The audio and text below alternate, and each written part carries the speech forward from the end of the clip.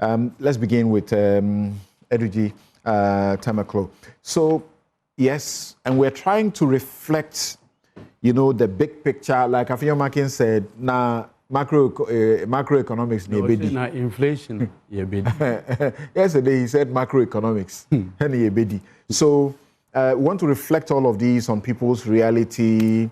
Over 13,300 nurses and midwives have been employed, and yet there's a no-bed syndrome going on.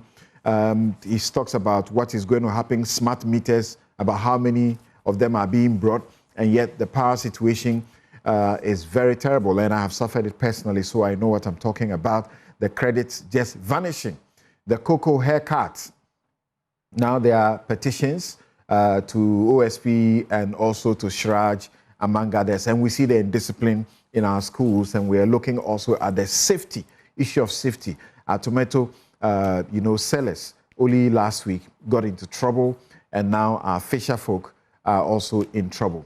So reflect these bigger picture to this. Thank you. I think, so once again, good morning to you, good morning to Prof, and good morning to my learned senior, Vicky Bright.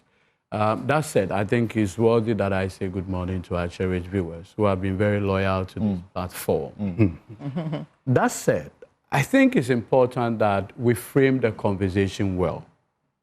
It's a proper framing of the conversation that will give an understanding what the state of the nation today is.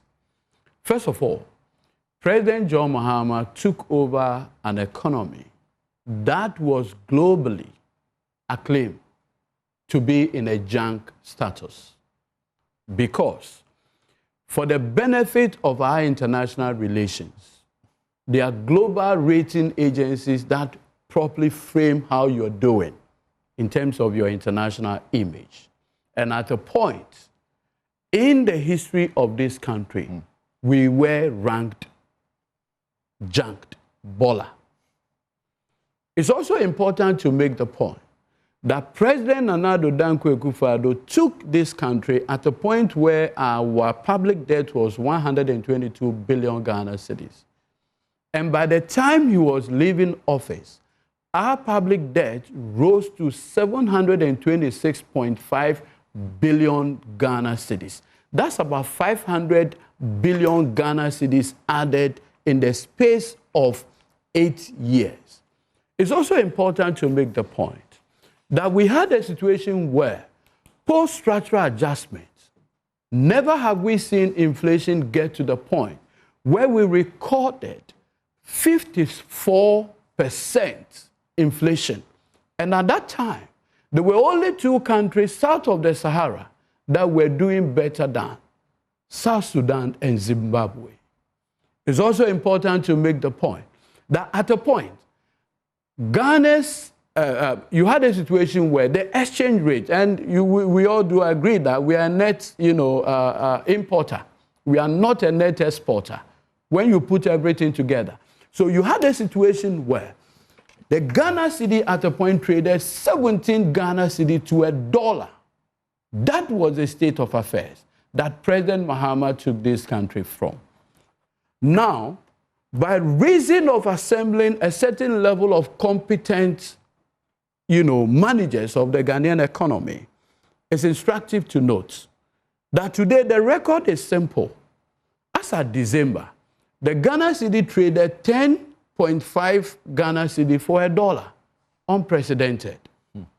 Today, as we speak, inflation, which used to be somewhere 54%, had come down to 3.6%. Now, when we say inflation is at 3.6%, it does not mean disinflation. By disinflation, we mean prices falling. What it simply means is that even if prices are rising, the rate of increase is 3.6%, so that we don't confuse the two. Today, as we speak, through prudent management of the economy, the public debt today had come to a point of stability because there's a foreign component of the public debt. So once your exchange rate is managed properly, we have made a savings of 82.1 billion Ghana cedis, Samson. That 82.1 billion Ghana cedis ordinarily would have been interest payment to some people. That today is saving simply by reason of the exchange rate being stable. That amount can do free SHS. That amount can get us more beds in our hospitals.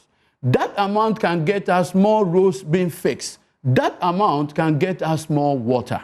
It's instructive to note. There's something that I need to point out here.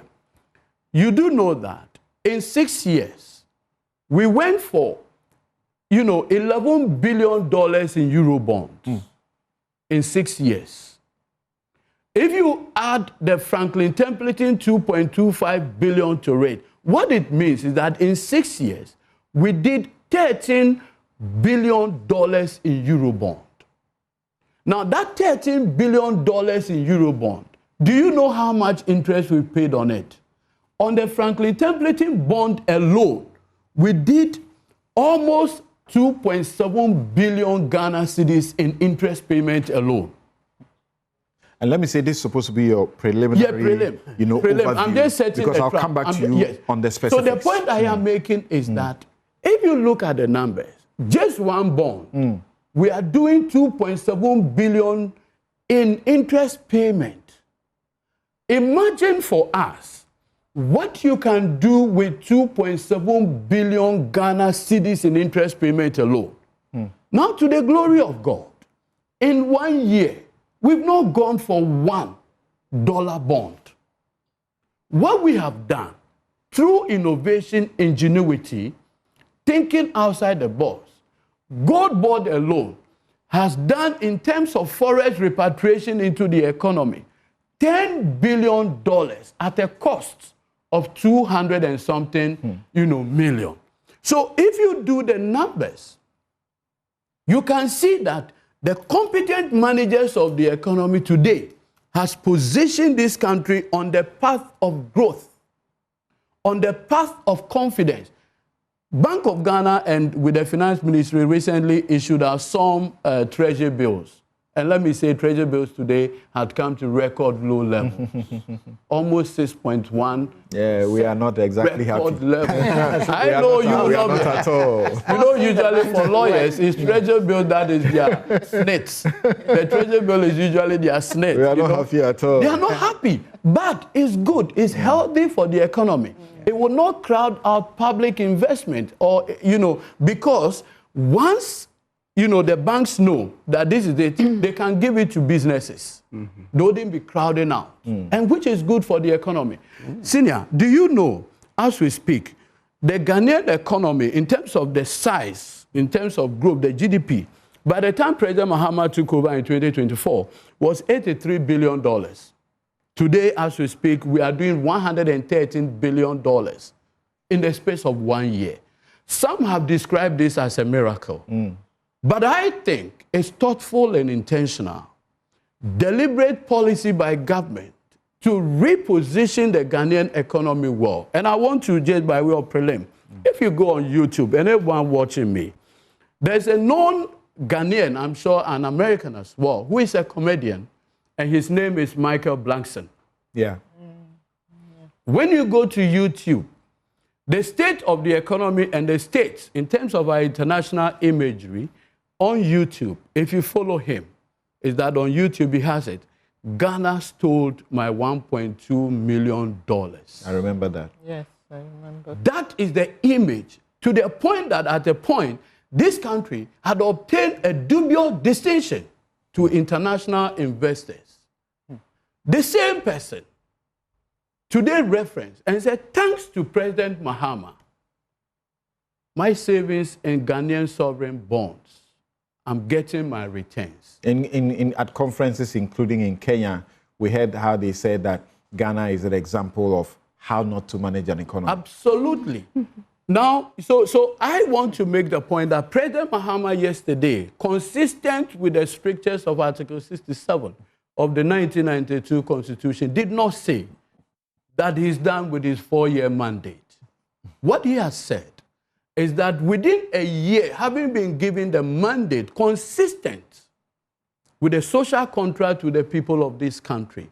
This is what I've been able to do. Okay. Is there any room for improvement? The president concedes that there is more room for improvement. All right. However, he encourages all of us to put our hands on the wheel so that together we can drive this country to the path of prosperity. Right. For all.